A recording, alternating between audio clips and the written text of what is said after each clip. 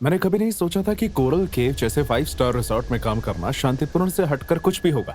वहां के सुंदर समुद्र, फिरोजी लहरें और अमीर मेहमान, ये एक ड्रीम जॉब होने वाली थी। लेकिन इस तरह के लग्जरी होटल में काम करने के बारे में कुछ ऐसी बातें हैं जो आपको कोई नहीं बताता। हॉलवे, कैमरा, छुपे हुए कोने, इन सभी में अपना एक रहस्य है। मैंने बहुत से कमरों की सफाई की है और ये जाना है कि सबसे खूबसूरत दिखने वाले कमरों में सबसे गहरे राज छुपे होते हैं। उस दिन मेरी नाइट शिफ्ट थी जब वो दोनों होटल में आए। कमरा नंबर 803। एक माँ और उनकी बेटी एलिजाबेथ और लिली। वो बाकी आम मेहमानों की तरह ही आए थे। एलिजाबेथ खूबसूरत थी, उस तरह की महिला जो बहुत ही प्यार से बात करती थी, और उनकी बेटी लिली खैर अलग थी। उसके बारे में कुछ बातें थी जिसने मुझे शुरू से ही उस पर शक पैदा कर दिया। जब वो बात कर रही थी तो उसने अपनी मॉम की तरफ नहीं देखा। ऐसा हिलती डुलती थी जैसे कोई चीज उसके अंदर ही अंदर खाई जा रही हो। मैंने उन पर ज्यादा ध्यान नहीं दिया होता अगर उन्होंने उसी दिन शाम को मुझसे एक अजीब फरमाइश नहीं की होती। करीब आधी रात को, ठीक तब जब मैं अपने राउंड खत्म करके वापस आई, लिली रिसेप्शन पर आई। उसके साथ एक आदमी भी था, एक अजनबी, लंबा, खाली और शांत आंखों वाला। उसका नाम मार्कस था और वो लिली का बॉयफ्रेंड था। वो जल्दी में थे और रिसेप्शन पर खड़ी लड़की से दबी हुई आवाज में कुछ बात कर रहे थे। उन दोनों को कमरे नंबर 803 की एक एक्स्ट्रा चाबी चाहिए थी, बिना एलिजाबेथ को बताए। इस बात को जानने के बाद मुझे कुछ ठीक नहीं लगा, लेकिन मैंने जाने दिया क्योंकि मेहमान हमेशा अलग अलग डिमांड्स कर ही लेते हैं। अगली सुबह मुझे उनका कमरा साफ करने का काम दिया गया। जब मैंने दरवाजा खटखटाया तो किसी ने जवाब नहीं दिया। नियमों के मुताबिक अगर कमरे में कोई नहीं है तो हम अंदर जा सकते हैं, इसलिए मैंने दरवाजा खोला। अंदर जाने पर मैंने देखा कि कमरा बुरे हालत में था। टूटा हुआ फ्रूट बोल, कांच के ग्लास के टूटे हुए टुकड़े और एक अजीब सी गीली महक जिसने मेरे पेट में मरोड़ पैदा कर दिए। मैंने बहुत कमरे साफ किए हैं और मुझे मौत की गंध की पहचान है, तब भी जब उसे महंगे परफ्यूम की खुशबू के नीचे दबाने की कोशिश की हो। उसके बाद जो मुझे मिला उसके लिए मैं तैयार नहीं थी। एक सूटकेस, एक बड़ा काले रंग का, बिस्तर के किनारे पर रखा हुआ। जैसे ही मैं उसकी तरफ बढ़ी, बदबू और तेज हो गई और मेरा दिल जोर से धड़कने लगा। सूटकेस के नीचे से कुछ लीक हो रहा था, एक गाढ़ा चिपचिपा लिक्विड। जैसे ही मैं जिप खोलने के लिए आगे बढ़ी, मेरे हाथ कांपने लगे, लेकिन इससे पहले कि मैं जिप को हाथ लगाती तभी लिली अंदर आ गई। डर के मारे उसकी आंखें बड़ी हो गई। उसके पीछे मार्कस भी खड़ा हुआ था, हमेशा की तरह शांत, जैसे उसे कोई तूफान भी छू ना सका हो। जब उन्होंने मुझे सूटकेस के पास खड़ा हुआ देखा तो उनके होश उड़ गए। तुम यहाँ क्या कर रही हो? लिली ने कांपती आवाज में कहा। मैं सफाई करने आई थी, मैंने घबरा कर कहा, मेरी नजर कभी सूटकेस की तरफ तो कभी उनकी तरफ। मैंने कुछ नहीं छुआ। मार्कस आगे बढ़ा और उसने मेरा दरवाजा तक का सफर रोक दिया। उसकी आंखों में अजीब सा एहसास था, उसकी नजर मुझे डरा रही थी। तुम्हें जाना चाहिए। सर हिलाते हुए मैं धीरे से पीछे हो गई। मैं बाद में आती हूँ। लिली को देखकर ऐसा लग रहा था जैसे वो अभी रो देगी। जब वो अपने टॉप के बटन को छू रही थी तो उसके हाथ कांप रहे थे। मैं उससे बात करना चाहती थी, पूछना चाहती थी कि वो ठीक तो है, लेकिन मार्कस की मौजूदगी ने मुझे रोक दिया। उसने एक भी शब्द नहीं कहा, बस मुझे उस बेचैन भरी शांति से देखता रहा और मैं कमरे से बाहर निकल गई। मैं तब तक सांस नहीं ले पाई जब तक उनसे बहुत दूर नहीं गई। मैंने खुद को स्टोरेज रूम में बंद कर लिया और संभलने की कोशिश की। मेरा दिमाग दौड़ने लगा। उस कमरे में कुछ तो बहुत भयानक हुआ था। मैं ये जानती थी, महसूस कर सकती थी, और उस सूटकेस में जो कुछ भी था वो लगेज तो नहीं था। मैं अपने सुपरवाइजर के पास भागी। जब तक हम वापस 803 कमरे पर गए बहुत देर हो चुकी थी। सूटकेस हटा दिया गया था और लिली और मार्कस भी जा चुके थे। उस कमरे को इतनी अच्छी तरह साफ किया गया था जैसे वहां पहले कभी कोई रहा ही ना हो। लेकिन मैं अच्छे से जानती थी, मैंने उस कमरे को देखा था, उस बदबू को सूंघा था।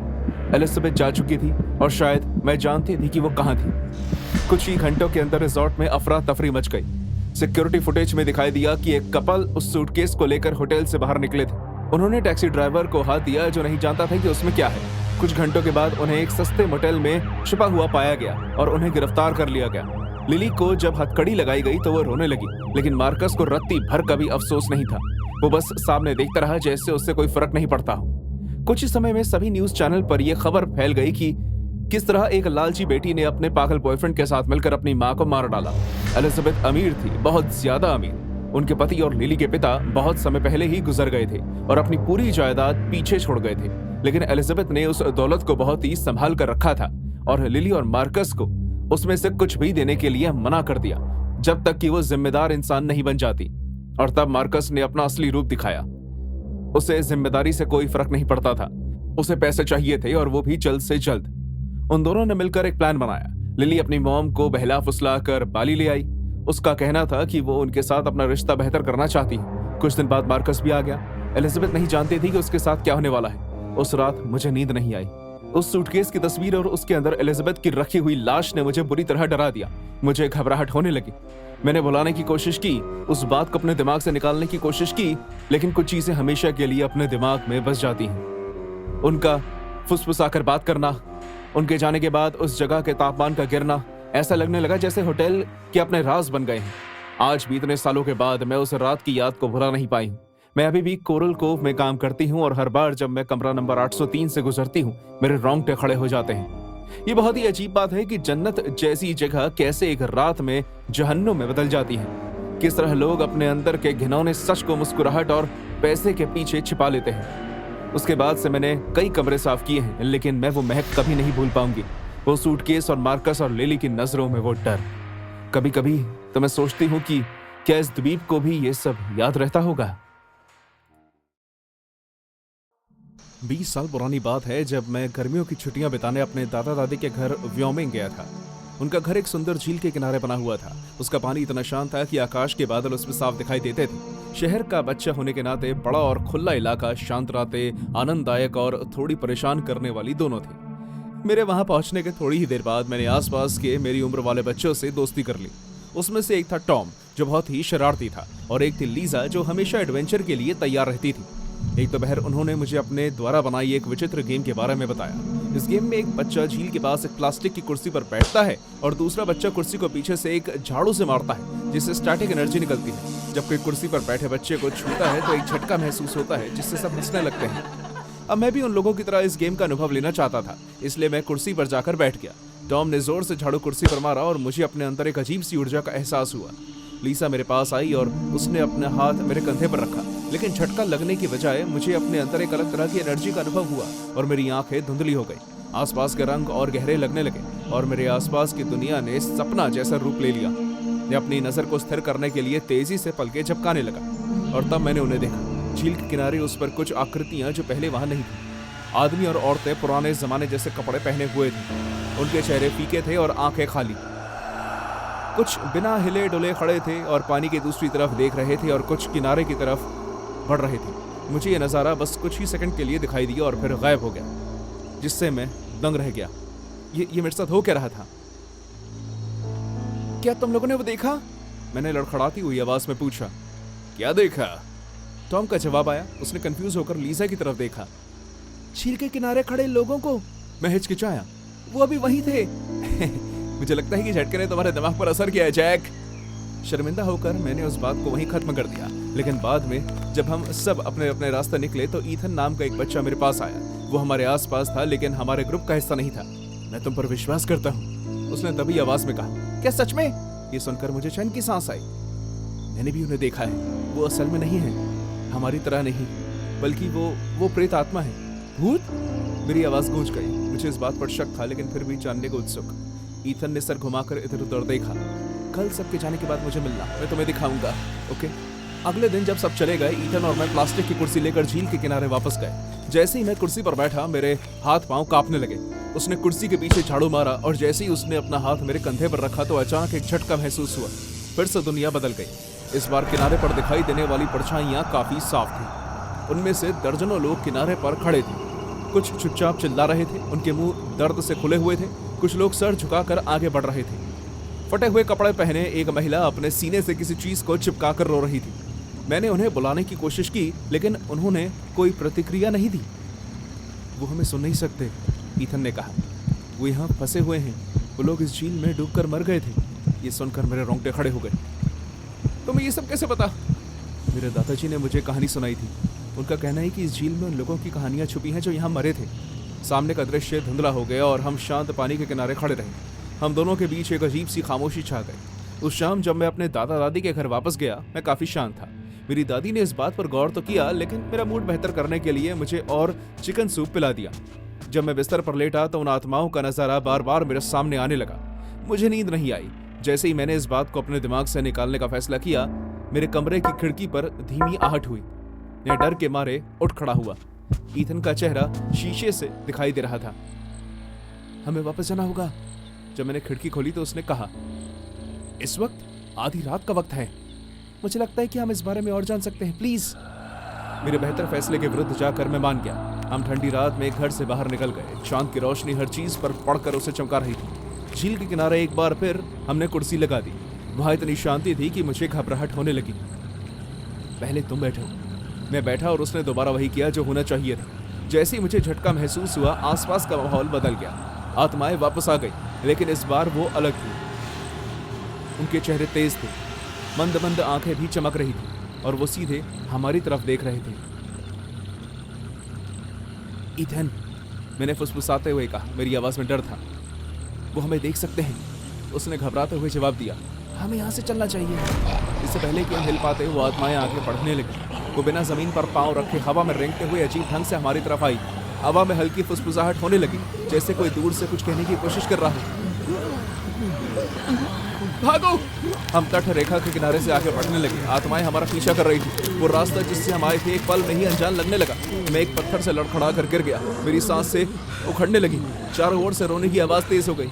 जब मैं पीछे मुड़कर देखता हूँ तो आत्मा मुझसे सिर्फ 1 फीट की दूरी पर खड़ी थी। उसके हाथ मुझे पकड़ने के लिए आगे बढ़ चुके थे। उसकी आंखें खोखली थी और उनमें अंधेरा घूम रहा था। मुझे नहीं पता था कि मैं क्या करूं। घबराहट के कारण मैं आगे बढ़ा। इस तरफ! ईथन ने चिल्लाकर कहा। वो एक छोटे पुल की तरफ मुड़ रहा था, जो झील में गिरने वाली एक पतली धारा में फैला हुआ था। हमने जल्दी से उसे पार कर लिया और जैसे ही हम दूसरी तरफ पहुंचे, आत्माएं पानी के किनारे पर अचानक आकर रुक गई। वो हमारा पीछा नहीं कर पा रही थी। हम हाँफते हुए घास पर गिर गए। झील पर वापस जाने से पहले आत्माएं कुछ देर वहां चुपचाप खड़ी रही और फिर रात के अंधेरे में कहीं गायब हो गई। मैं ये दोबारा नहीं करने वाला। ईथन ने भी सर हिलाकर हाँ कहा। हम अलग होकर अपने अपने रास्ते निकल गए और चुपचाप घर के अंदर चले गए। अगले दिन हम दोनों में से किसी ने भी पिछली रात के बारे में बात नहीं की। मेरे बाकी के दिन बिना किसी परेशानी के बीते, लेकिन हमारे बीच एक अनकही समझ बनी रही। सालों बाद भी आज मैं उन छुट्टियों के बारे में सोचता हूँ। तस्वीरें धुंधली हैं, लेकिन ना चाहते हुए भी मुझे बुरा महसूस होता है कि हमने अपनी नादानी में उन आत्माओं की शांति भंग की। मैं उस झील पर कभी लौट कर नहीं गया, लेकिन कभी कभी सोने से पहले की शांति में मुझे रोने की हल्की हल्की आवाजें सुनाई देती हैं।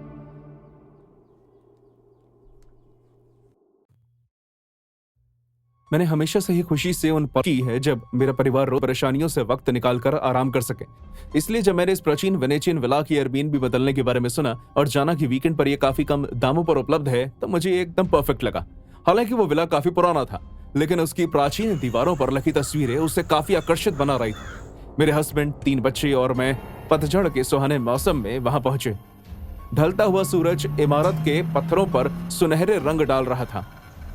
मुझे ये देखकर काफी आश्चर्य हुआ कि वहां ज्यादा कर्मचारी नहीं थे और ना ही वो विला बहुत ही अच्छी हालत में था। प्रॉपर्टी के मैनेजर ने हमें आसपास की जगह दिखाकर चाबी हाथ में दे दी।